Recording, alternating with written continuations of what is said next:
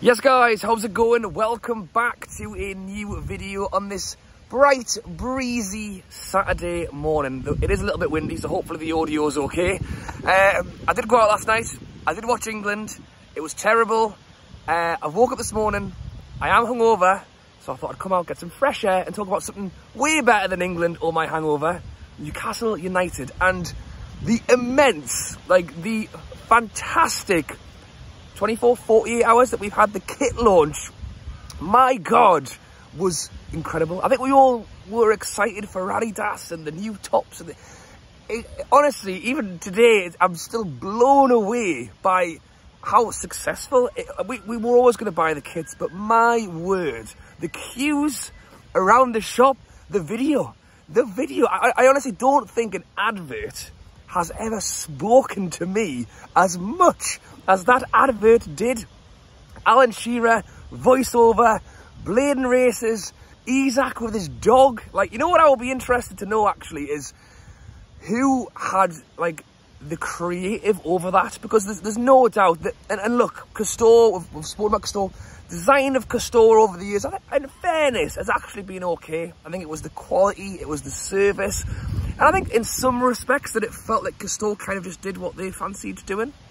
I think it did hinder them that they always had a giant Fun 88 on the front. I will say that as well. I think Seller is a lot less brash. It's black and white, fits in well. But Darren Eales was there in the morning, greeting the fans, queuing around the shop. We went over to a fan shop. He went, "What about Isaac walking his dog?" And it just made me think, did the club sit Adidas down and go, "Look, we know what we're doing. We know what the fans want. Make a video like this." Or, in fairness, Adidas have been in the game a long time. They know what it's about as well. They have the history with the club as well. I wonder if Adidas were like, "No, actually, we know what we're doing. We're up to speed on all of the Newcastle memes of Isaac walking his dog and whatever." Or, that there's probably a mix somewhere in there, but I would be interested to know a little bit more in the background of how it was all done. But honestly, if you weren't sure whether you were going to buy the kit or not, that video alone, I think I might set it as me alarm clock in the morning as a motivation to get out of bed, because honestly, I was blown away by it. So good. And in terms of the kit, yeah, it's great. I would say that it is the light that I often prefer, the thinner stripes. But one thing that I think this kit has is it's black and white. Sometimes we've had kits that are a little bit more white. Some people prefer that. It's the black sleeves with the thin white lines. I think it's a lot more subtle. As I mentioned, not having a big blue Fun 88 is always going to help. Eales, we've still got a BS sponsor, Seller backwards Eales. Kind of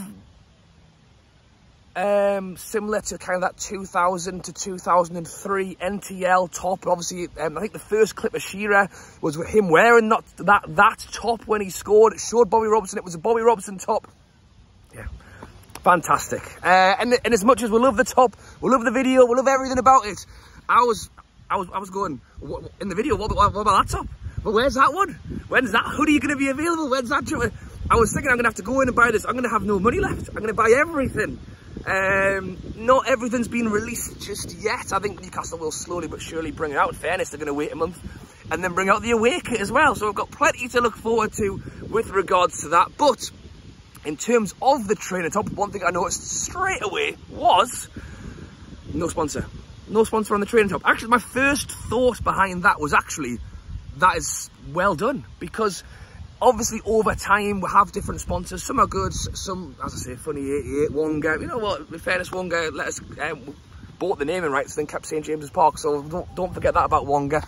As much as the front of the shirts didn't look great. I thought, you know what, it's timeless. Because it has no sponsor. This one's got Newcastle. There it is, it's the Northern Rock. But yes, I thought it's timeless. They brought it out without a sponsor. No Seller on the front. Just plain white or burgundy. Definitely will be getting one of them. No sponsor. And the first thing that went in my head was timeless. Have it forever. It's never going to go. It's never going to change. Never going to have a sponsor. And I was like, no, actually. They know what they're doing.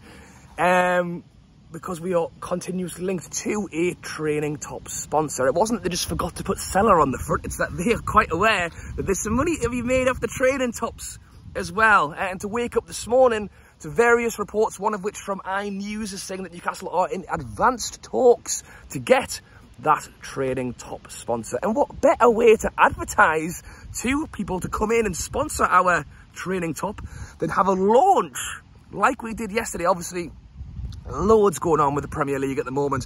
What's fair, what's not, what are you allowed, what are you not allowed? Well, I'll tell you what, in terms of fair market value for our training tops, you think people are wearing the black and white stripes. Honestly, I think if they continuously get these like training tops right, and what we've kind of seen, like images and in the background of that video, people will be wearing that just as much, if not more. If I'm honest, some of those tops had me thinking I'm going to wait to buy the top. I'm going to go and spend all my money on the training stuff instead.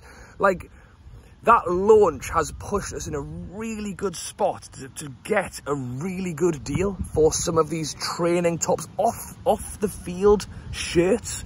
And as I say, iNews are reporting that Newcastle are in advanced talks for a 7-figure salary, which, as I say, when you've got record sales of the home shirt with Adidas, you know, that is a very nice invitation to someone to come in, sponsor the training top and help push us commercially. I think generally, well, in fairness, I think Newcastle, I think the plan, again, it was the same report. Newcastle's plan is to try and double revenue, commercial revenue, so that is sales and everything else, every 2 years. Every 2 years. They reckon that Newcastle like brought in somewhere between kind of 60 million in commercial revenue, which in comparison to Manchester United, who made 300 million, is still a little way off. But having said that, I think we still increased our commercial revenue by 65% over the last 2 years, or over the last year, which is insanely good. But it does just take that little bit of time to take that next step. And it's clear that we are trying, we're seeing, you know, we've brought all of the retail back in-house. You know, it is our retail again. Newcastle hire the staff, we employ. It's not Custol, you know, we're not handing it off to somebody else. It's all ours. We're doing the shipping. The Pro shirt sold out, and we'd restocked it this morning online.